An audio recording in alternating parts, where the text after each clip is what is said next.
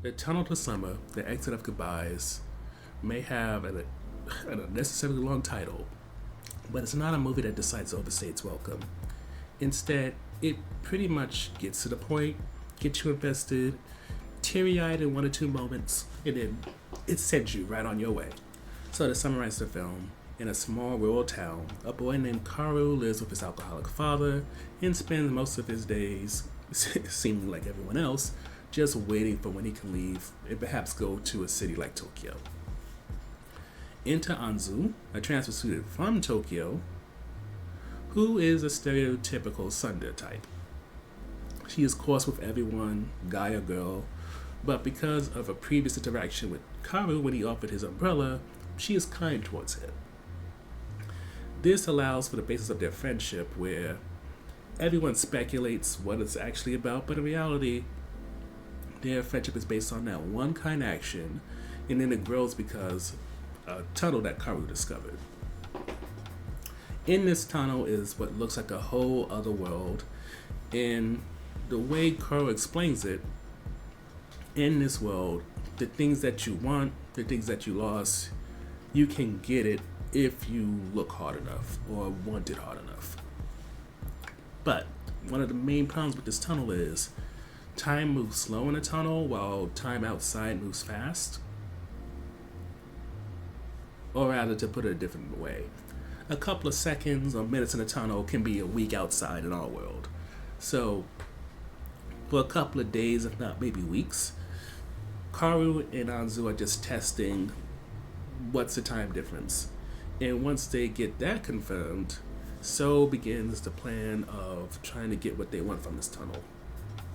For Karu, it is getting his little sister Karen back because he blames himself for her death. Because in the effort of trying to make him happy after they had a fight, she did something that led to her dying.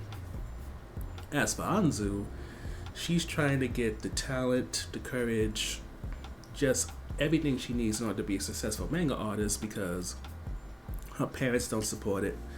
And while her grandfather was a manga artist, he wasn't successful or even famous. So her parents are just looking at it like, you're trying to be like your grandfather, be a mooch off of us.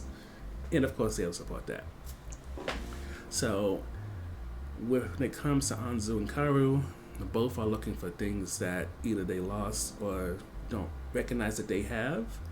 And in some ways, the friendship blooms into a relationship in the process, but it's hard to say if Karu's guilt and his desire to get his sister back may trump anything that Anzu can offer him as a partner, a friend, or even in terms of their relationship, anything that can offer in terms of him moving on or healing.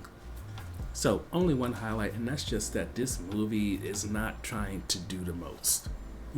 I wouldn't say that The Tunnel to Summer, The Exit of Goodbyes is trying to be the next Your Name or anything like that. Yes, it has drama, and Anzu knocking the out of somebody when they touch her grandpa's manga, which is shocking but also entertaining. And also, you do watch Anzu and Karu fall in love, which is very cute. However, it doesn't try to be over the top. It's not trying to set precedents. It's not trying to really push what you see in anime as or anything like that. It's not trying to win awards or accolades. It's one of those type of films that just wants to get you invested, teary-eyed, feel entertained, and be on your way, as we said in overview.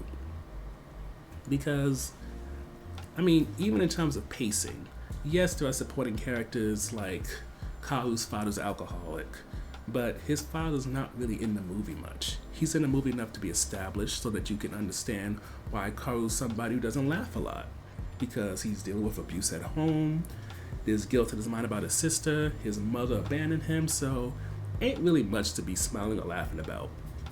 And then with Anzu, as for why she's such a tsundere, she loved her grandpa, but he was damned by the family. Her parents aren't that supportive, and she moved out here because she basically got disowned, and luckily her uncle let her live in his place. So her being mad at the world makes sense because of this, that, and the third, and we don't get to know or even see her parents, but you're given enough so that you get it. Like, this is a film that doesn't do extra fat or anything like that. It's like, let me give you the meat of this.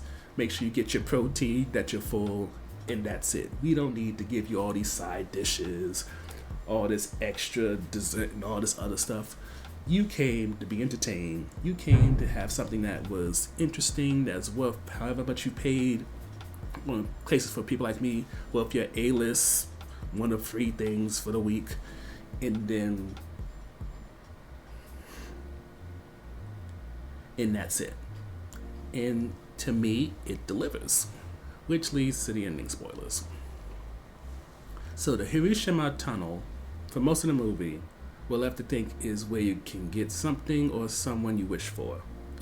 However, toward the end, Karu clarifies that you can only get something back that you lost, like his parent key that he lost due to death and was able to bring back from the tunnel. With this in mind, he decides to stop Anzu from joining him in what's supposed to be an extended search for what she wants is undeniable talent.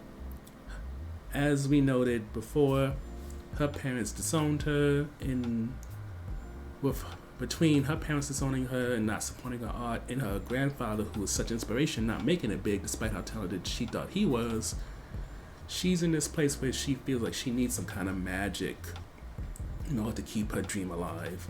And she ultimately also just doesn't want to be financially dependent on her parents, and you can really say that she is successful.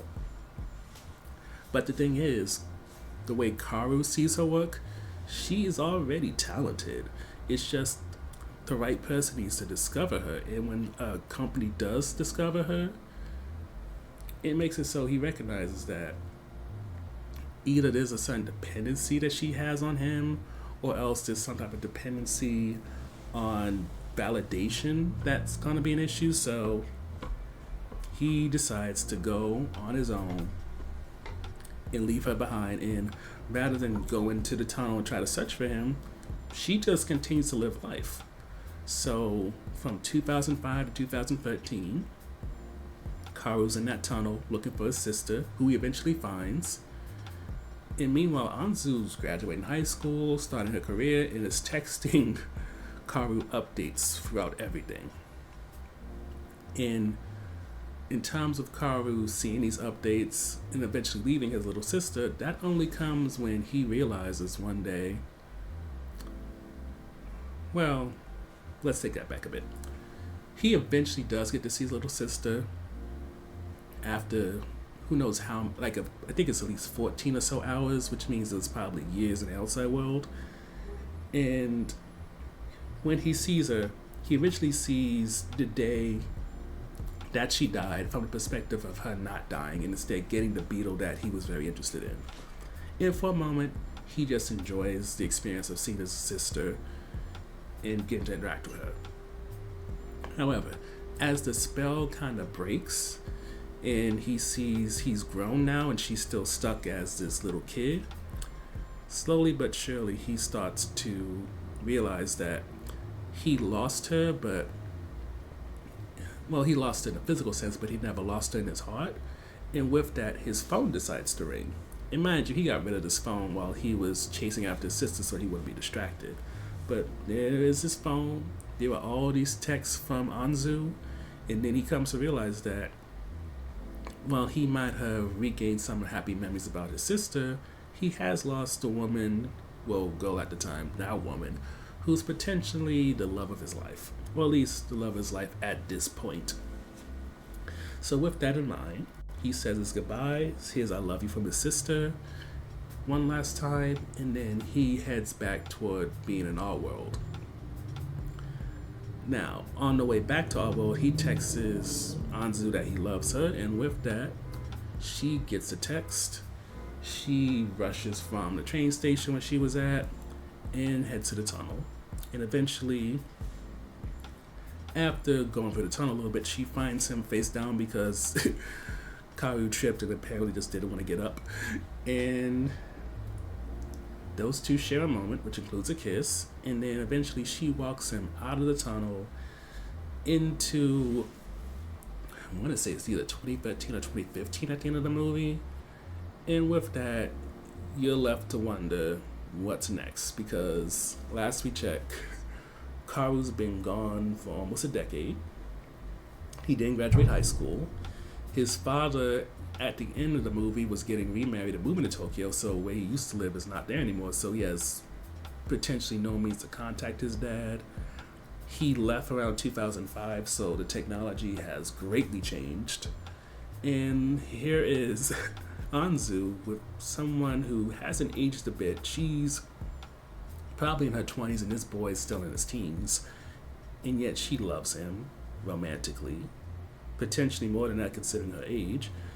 And yet he has arrested development. He's stuck many years behind her, and the movie ends with them getting out of the tunnel and her saying not much has changed, but in reality much has changed, and it's very hard to try to figure out how in the world is Karu going to catch up. But that's one of the things we're left to wonder, and needless to say, as much as you can see, it's definitely a happy ending. It's also one of those endings where you're left like it's very much like an ending like you see for like Disney movies, where it's like, and they live happily ever after, but it's like all this death and destruction that just happened. So how is that possible?